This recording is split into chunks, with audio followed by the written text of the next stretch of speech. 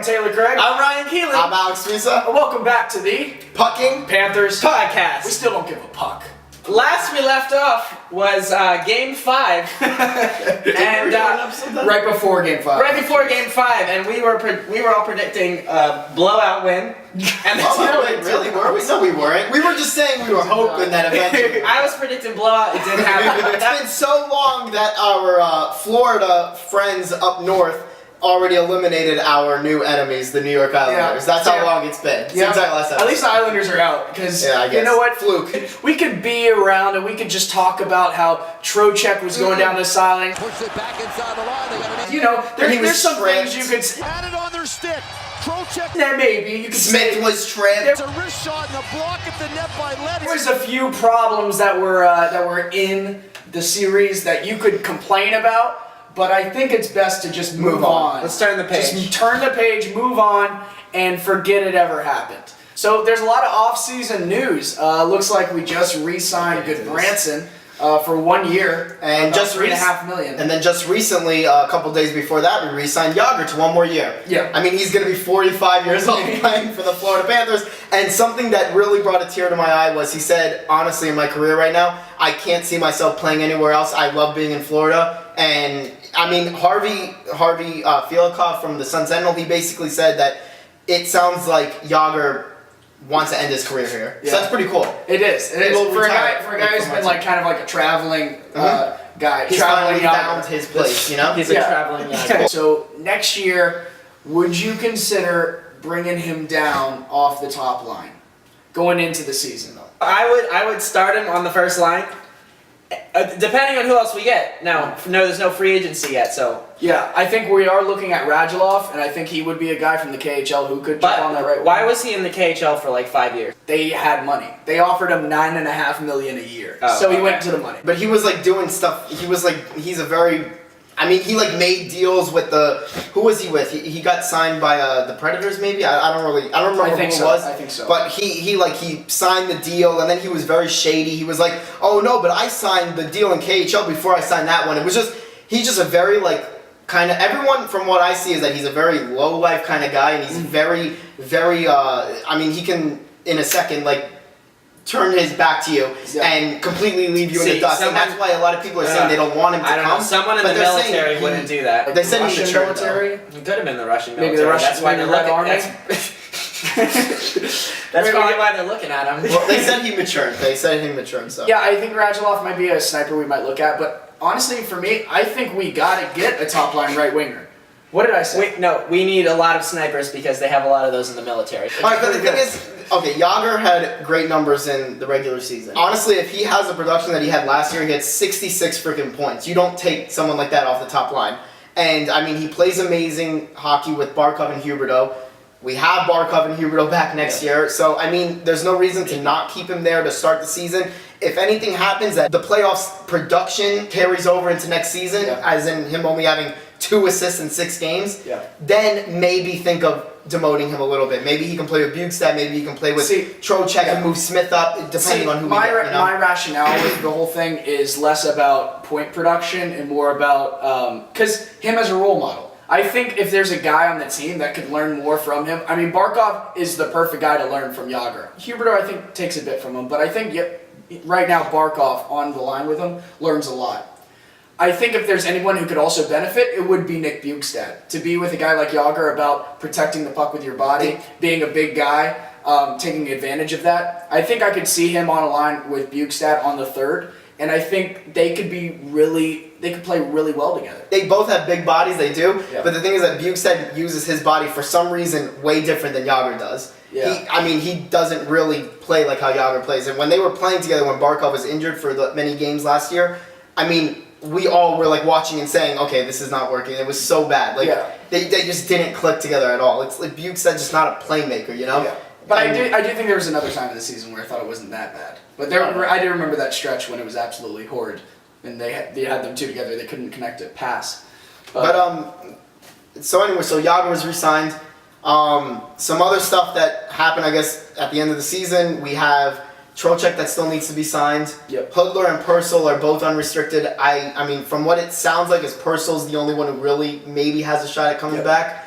Montoya still needs to be re-signed. Yeah. Some people are saying that we're probably making a push for James Reimer, actually. And if we do, then, I mean, there's no point of signing Montoya, I guess. Yeah. And also, I just read today that Montembeault is actually in talks for his first AHL contract, or his ELC contract, which means that Dale wants him to probably play in the AHL with McKenna. Yeah. And eventually, I mean, they're saying that there's no point of Montembeault being in the queue because he's just completely, like, dominating, I guess, kind of, and his team is just very bad. And the only reason why they even got as far as they did in the playoffs is because of him.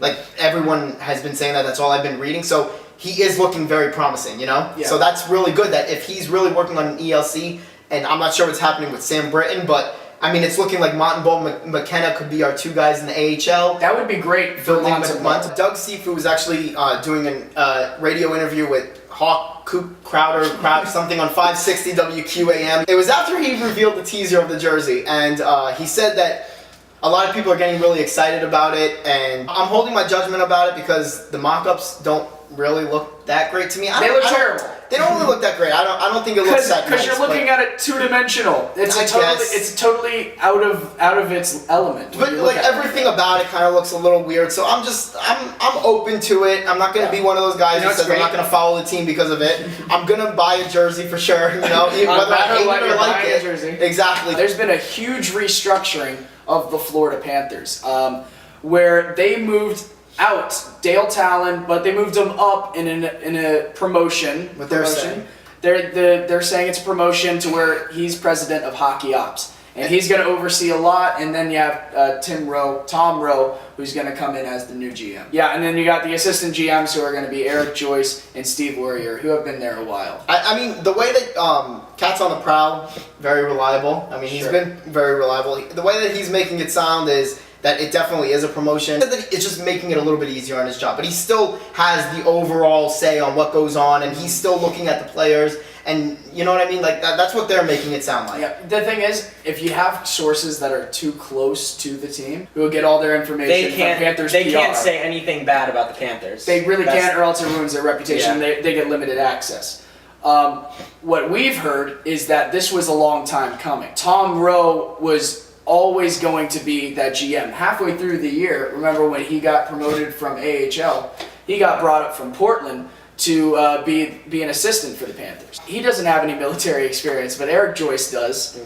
There's definitely a military element to things. From what I've heard, it's that Tom Rowe was always Vinny's guy, and Vinny always wanted him to become the GM of the Panthers. So what that means for Talon, I don't know, but I think once again, reserve judgment until we actually see it play out. The Panthers would be pretty stupid to move Talon out after everything he's done for this team. It's almost unreasonable. If you want to think about this, if we go on to win the Cup next year, that will be the second time that Dale Talon built up a team and then moved out of the GM position right before the team won the Cup. The one thing I don't understand is the timing of this, because the Panthers just had their most points. They broke whatever franchise record, all of them, all the franchise records, all of them. All the ones that matter. Yeah. And then now you do this right after? It's not like, I understand that the Viola group and Sifu, they want their own guy. So I don't think this is a promotion at all for Dale Talon. This is a dean. He went up to go down. You know, he went upstairs to go down in the ranking. It's the military thing. This has got to stop. I will be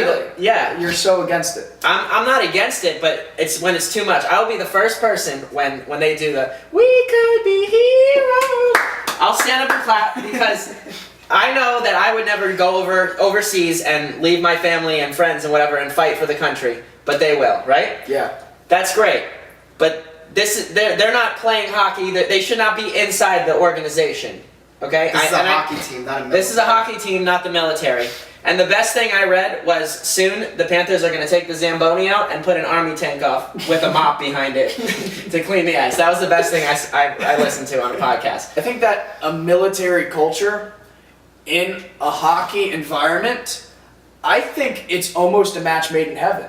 And I know it's an unpopular opinion, I think that by taking these people that surround the team and, firing equipment staff, I think that's going a little overboard because, they're just the equipment guys. They're not the ones coaching the freaking players. But why is Mike Kelly still have a job? I don't know. But look, that's what I like to hear. Mike Kelly, I am pissed. Where was the power play in the playoffs? Let him finish. Where was the power play in game 1 through 5? I didn't see it. Did you see the power play of Mike Kelly? No, let him finish.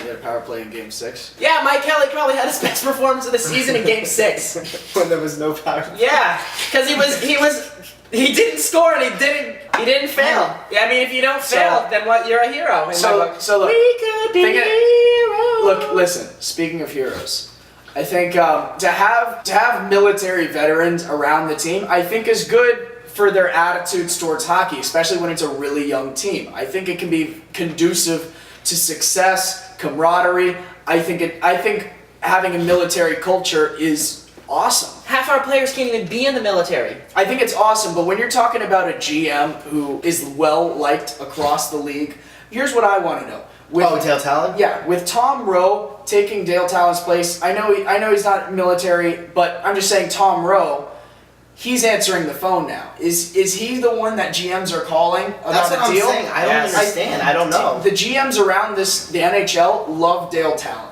What I'm coming to understand is that Dale Talon is still taking control of all that stuff. That's what I'm hearing. I don't really. You know what? We don't know. You know what I mean? I think this team is set up so well. It's going to be really tough to ruin it, but Right, you won't see find the effects of this for at least 2 or 3 years. You won't see it this year. Yeah. We don't know what Dale Talon. Maybe Dale Talon was the one who said, actually, give me another role. I'm gonna still do what I do. Because what it's. I mean, I'm gonna say this again. What everyone is making it sound like, who are close with the team, is that Dale Talon is gonna do exactly what he's been doing.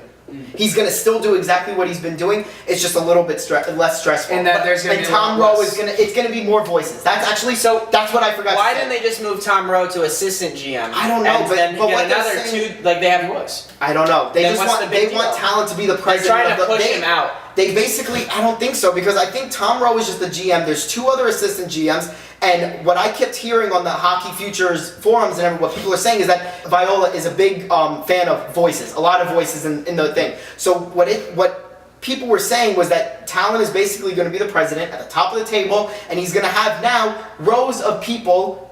No pun intended, bro. but giving also their thoughts into it instead of just Talon giving his thought and doing what he wants. And then you get, oh, I like this player. Yeah, I like this understand. player. I understand. No, let's draft him.